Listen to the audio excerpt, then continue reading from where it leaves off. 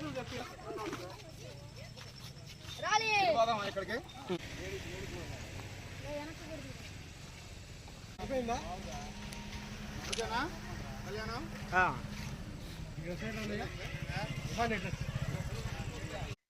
Everyone, welcome back to Munna vlogs.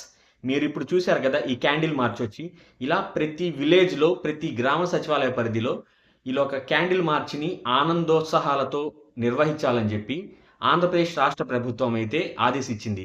దానికి ప్రధాన కారణం వచ్చి పార్లమెంట్లో ఈ ఏపీ రీఆర్గనైజేషన్ యాక్ట్ చేసిన సవరణ బిల్లు ఇటు లోక్సభలో ఈరోజు రాజ్యసభలో కూడా బిల్ పాస్ అవ్వడం, దానికి ఆంధ్రప్రదేశ్ రాష్ట్ర ప్రభుత్వం ఈ దేశానికి మరియు మోడీ గారికి థ్యాంక్స్ చెప్తూ ఇలా ఒక వెల్కమ్ ట్రీట్గా చేయాలని చెప్పి ఇలా ప్రతి ఇంటి ముందు ఇలా ఈ ముగ్గులు వేయటం, లేదంటే ఇలా క్యాండిల్తో మార్చి చేయటం, ఇలా చేసి వాళ్ళ సంఘీభావం తెలపాలని చెప్పి ఆంధ్రప్రదేశ్ రాష్ట్ర ప్రభుత్వం అందరి ప్రజల్ని కోరారు.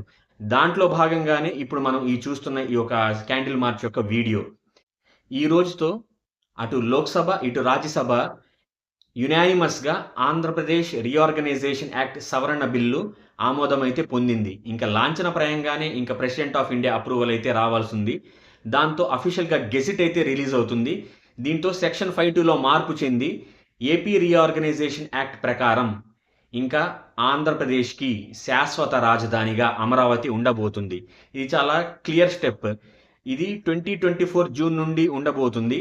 అప్పటి నుంచే మనకి ఈ 10 ఏళ్ల ఉమ్మడి రాజధాని అయిన హైదరాబాద్తో 10 ఇయర్స్ కంప్లీట్ అయింది కాబట్టి ఆ రోజు నుండి మనకి ఇంకా శాశ్వతంగా రాజధాని ఇంకా అమరావతి, అన్లెస్ ఏదైనా మళ్ళీ పార్లమెంట్లో మోడిఫికేషన్ జరిగితే తప్ప.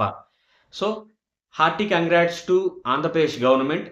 సో ఇలా ఈ మోడీ గారికి నెక్స్ట్ దేశ ప్రజలకి మొత్తం అన్ని రాష్ట్ర ప్రజలు అలాగే ఆ పార్టీస్ అన్నీ యునానిమస్గా ఓటు వేయటం వల్లే మనకి ఈ చట్ట సవరణ బిల్ పాస్ అయిందని చెప్పి మనకి ఈ సీఎం గారు ఇలా ప్రతి చోట ఇలాంటి ఫంక్షన్ చేయాలని, అలాగే స్కూల్లో కూడా ఈ చట్టం యొక్క ప్రాముఖ్యత తెలిపి కొన్ని గేమ్స్ అయినా కండక్ట్ చేసి ఇలా చేయాలని చెప్పి ఆదేశాలు ఇచ్చారు.